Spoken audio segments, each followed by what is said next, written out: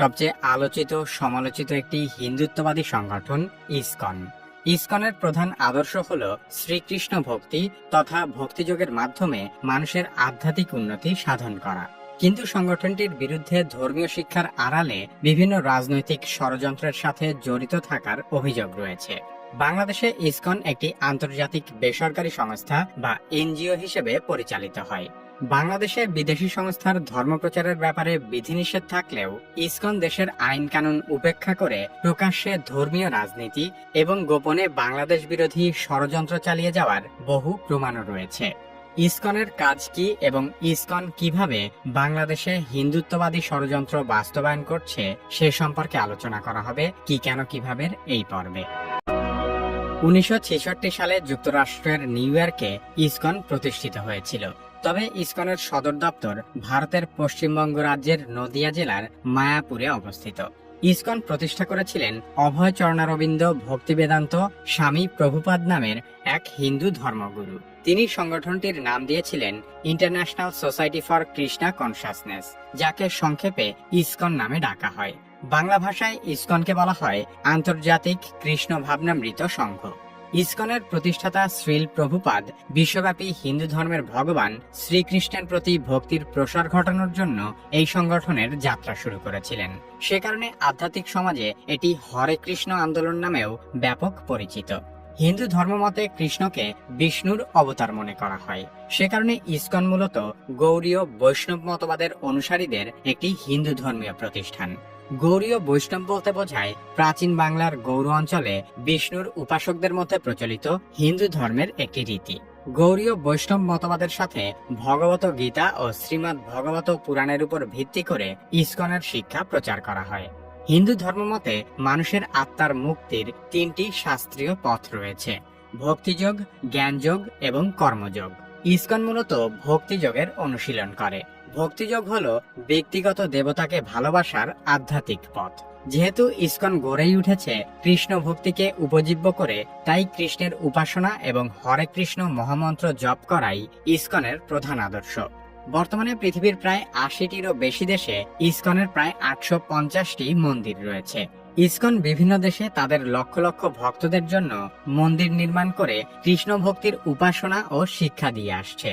এর পাশাপাশি ইসকন বিভিন্ন সমাজসেবা ও জনকল্যাণমূলক কার্যক্রমেও জড়িত। যেমন ফুড ফর লাইফ নামে একটি কর্মসূচির মাধ্যমে ইসকন গরিব ও দুস্থদের জন্য খাদ্য সরবরাহ করে থাকে। ইসকনের গঠন এবং আদর্শ শুনতে বেশ ভালো মনে হলেও সংগঠনটি নিয়ে সারা বিশ্বে বহু সমালোচনা রয়েছে। বিভিন্ন দেশে ইসকনের বিরুদ্ধে অর্থ আত্মসাৎ এবং ভক্তদের অনুদান নিয়ে অসৎ ব্যবহারের অভিযোগ উঠেছে। যুক্তরাষ্ট্র ও ইউরোপে ইসকনের কিছু সদস্যের বিরুদ্ধে মাদক ব্যবহার এবং যৌন নির্যাতনেরও অভিযোগ রয়েছে। তবে ইসকনের বিরুদ্ধে সবচেয়ে গুরুতর অভিযোগ হলো এরা হিন্দু ধর্মের নামে বিশ্বব্যাপী হিন্দুত্ববাদী চিন্তাধারা প্রচার করে। এখানে একটি বিষয় পরিষ্কার করা প্রয়োজন: হিন্দু ধর্ম এবং হিন্দুত্ববাদ এক বিষয় নয়। হিন্দু ধর্ম হলো একটি প্রাচীন ধর্মীয় ও আধ্যাত্মিক জীবন দর্শন, যার ভিত্তি হাজার বছরের পুরনো। অন্যদিকে হিন্দুত্ব মূলত একটি রাজনৈতিক মতবাদ, যা মাত্র 100 বছর আগে উদ্ভব হয়েছে। হিন্দু ধর্মে বহু দেবদেবীর উপাসনা প্রচলিত হলেও এটি মূলত অসাম্প্রদায়িক এবং বহুমতের প্রতি উদার মনোভাব পোষণ করে। অন্যদিকে হিন্দুত্ববাদ হলো হিন্দু ধর্মের নামে একটি জাতীয়তাবাদী এবং রাজনৈতিক আদর্শ, যা হিন্দু ব্যতীত অন্যান্য ধর্মাবলম্বী, বিশেষ করে মুসলিমদের শত্রু হিসেবে বিবেচনা করে। ইসকনের প্রতিষ্ঠাতা স্বামী প্রভুপাদ ছিলেন কলকাতার বাসিন্দা এবং তিনি গৌড়ীয় বা বাংলা অঞ্চলের কৃষ্ণ ভক্তির আধ্যাত্মিক শিক্ষা পাশ্চাত্যে প্রচারের লক্ষ্যে ইসকন প্রতিষ্ঠা করেছিলেন। কিন্তু পরবর্তীতে ইসকন তাদের সেই লক্ষ্য থেকে বিচ্যুত হয়ে যায়। বর্তমানে ইসকন মূলত ভারতের উত্তরপ্রদেশের হিন্দুয়ানি সংস্কৃতি প্রচার করে। উত্তরপ্রদেশ হল ভারতের উগ্রপন্থী হিন্দুত্ববাদীদের কেন্দ্র। ভারতের রাজনীতিতে উত্তরপ্রদেশ এতটাই গুরুত্বপূর্ণ যে এই রাজ্যে যে দল বিজয়ী হয় তারাই দিল্লিতে সরকার গঠন করে। এছাড়া ইসকন উত্তরপ্রদেশের হিন্দুদের মতো বাংলার হিন্দুদেরও মাছ মাংস খাওয়া থেকে বিরত করতে চায়। অথচ বাঙালি হিন্দুরা আবহমান কাল ধরে মাছ মাংস খেয়ে আসছে। এমনকি বাঙালি হিন্দুরা তাদের কালী পূজায়ও পাঠা বলি দিয়ে থাকে। তার চেয়েও বড় বিষয় হলো ইসকনের প্রতিষ্ঠাই হয়েছে কৃষ্ণ ভক্তির জন্য এবং তাদের মূল স্লোগান হলো হরে কৃষ্ণ। কিন্তু তারা বর্তমানে হরে কৃষ্ণর বদলে জয় শ্রীরাম স্লোগান ধারণ করেছে। এই জয় শ্রীরাম হলো ভারতের কট্টর হিন্দুত্ববাদী উগ্রপন্থী রাজনীতিবিদদের স্লোগান, যে স্লোগানের মাধ্যমে তারা মুসলিমদের হত্যা, নির্যাতন সহ সকল ধরনের অন্যায়ের বৈধতা দেয়। ইসকন শুধুমাত্র হিন্দু ধর্মের আধ্যাত্মিকতা প্রচারের মধ্যে সীমাবদ্ধ থাকলে কোনো সমস্যা ছিল না, কিন্তু তারা গোপনে গোপনে হিন্দুত্ববাদী উগ্রপন্থী রাজনৈতিক আদর্শ প্রচার করে অত্যন্ত সূক্ষ্মভাবে সাম্প্রদায়িক অস্থিরতা তৈরির জন্য কাজ করে যাচ্ছে, বর্তমানে যার সবচেয়ে বড় হুমকি তৈরি হয়েছে বাংলাদেশে। 1972 সালে বাংলাদেশে প্রথম ইসকন মন্দির প্রতিষ্ঠিত হয়েছিল। বর্তমানে বাংলাদেশের সকল জেলায় ইসকনের মন্দির রয়েছে। শুধু তাই নয়, ইসকন বিভিন্ন কূটকৌশলে সনাতন হিন্দু মন্দিরগুলো দখল করে সেগুলো তাদের উগ্রবাদী আদর্শ অনুযায়ী পরিচালনা করছে। বাংলাদেশের সনাতন সম্প্রদায়ের নেতৃবৃন্দ অতীতে বেশ কয়েকবার ইসকনের কর্মকাণ্ডের বিষয়ে বাংলাদেশের হিন্দুদের সতর্ক করেছেন। তাদের মতে ইসকন বাংলাদেশের সনাতন হিন্দুদের কাছে আতঙ্ক স্বরূপ, কারণ এই সংগঠনটি যেখানেই যায় সেখানেই সনাতন হিন্দুদের মন্দির দখল করতে উঠে পড়ে লাগে। ঢাকার স্বামীবাগে ইসকন মন্দিরটি আগে একটি সনাতন হিন্দু মন্দির ছিল। সেই মন্দিরের জমির মালিক সনাতন হিন্দু ব্যক্তিকে মামলা মোকদ্দমা দিয়ে হেনস্থা করে সেখানে তারা ইসকন মন্দির গড়ে তুলেছে। চট্টগ্রামের বহু পুরনো ও ঐতিহ্যবাহী হিন্দু প্রতিষ্ঠান প্রবর্তক সংঘের নেতৃবৃন্দ ইসকনকে উগ্রবাদী, প্রকৃত অর্থেই ধর্মবিরোধী ও পেশিশক্তি প্রদর্শনকারী হিসেবে আখ্যায়িত করেছে। প্রবর্তক সংঘ 2004 সালে তাদের মন্দিরে পূজারী নিয়োগ দিতে চাইলে ইসকনের সাধারণ সম্পাদক চারুচন্দ্র দাস পূজারীর দায়িত্ব নেওয়ার জন্য তদবির করেন। তিনি পূজারীর দায়িত্ব নিলেও নিয়মিত পূজা অর্চনায় মনোনিবেশ না করে চুক্তির শর্ত লঙ্ঘন করেছেন। এর ফলে প্রবর্তক সংঘ তার চুক্তিপত্র বাতিল করার উদ্যোগ নিলে ইসকন প্রবর্তক সংঘের নামে নানান অপপ্রচার ও ষড়যন্ত্র চালায়। এমনকি ইসকন তাদের মন্দিরে ভাড়াটে সন্ত্রাসীদের পালন করে মন্দিরের জায়গার মূল মালিকদের উপর সশস্ত্র হামলা পর্যন্ত করিয়েছে। এর প্রেক্ষিতে ইসকনকে জঙ্গি সংগঠন বলায় প্রবর্তক সংঘের সম্পাদক তিনকড়ি চক্রবর্তী সহ বেশ কয়েকজন হিন্দু নেতার বিরুদ্ধে ইসকন ডিজিটাল নিরাপত্তা আইনে মামলা দায়ের করে।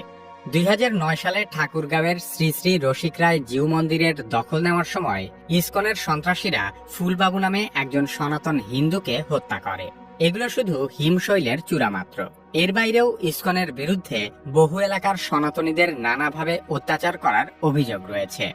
মুসলমানদের যেমন সবচেয়ে বড় শত্রু ইসলামের নামধারী জঙ্গি সংগঠনগুলো, তেমনি ভাবে বাংলাদেশের হিন্দুদেরও সবচেয়ে বড় শত্রু আসলে ইসকনের জঙ্গিরা।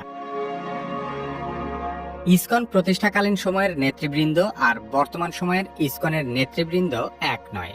বর্তমানে ইসকন সরাসরি ভারতের উগ্রপন্থী সংগঠন রাষ্ট্রীয় স্বয়ংসেবক সংঘ বা আরএসএস এবং তাদের রাজনৈতিক শাখা ভারতীয় জনতা পার্টি বা বিজেপির সাথে যোগাযোগ রক্ষা করে পরিচালিত হয়।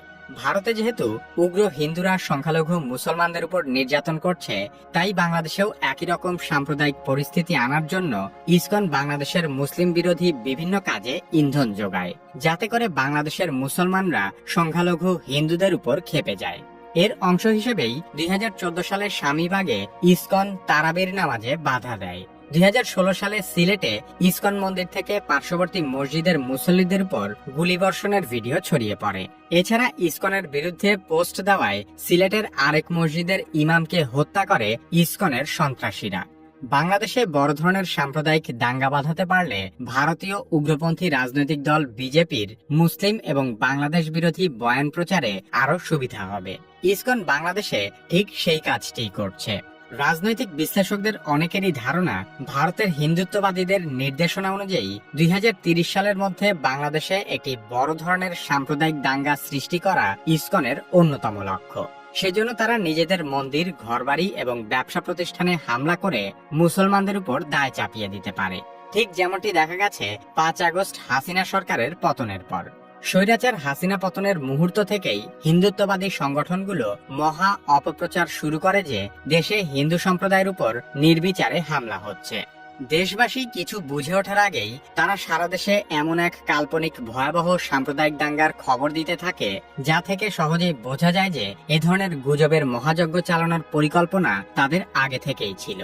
যেভাবে দেশ জুড়ে হিন্দুদের ঘরবাড়ি, ব্যবসা প্রতিষ্ঠান ও উপাসনালয়ে হামলার অভিযোগ ওঠে, দেশের প্রধান প্রধান গণমাধ্যমে তেমন কোনো অভিযোগের সত্যতাই মেলেনি। তবে ভারতীয় গণমাধ্যমগুলো হিন্দুত্ববাদীদের গুজব ঢাকঢোল পিটিয়ে প্রচার করতে থাকে। অতীতে শেখ হাসিনা সরকারের আমলে ইসকন নানাভাবে অবৈধ সুযোগ সুবিধা লাভ করেছে, কিন্তু তারপরেও তারা হাসিনা সরকারের প্রতি পুরোপুরি অনুগত ছিল না, কারণ তারা বিশ্বব্যাপী একটি বিরাট ষড়যন্ত্র বাস্তবায়ন করার মিশনে রয়েছে।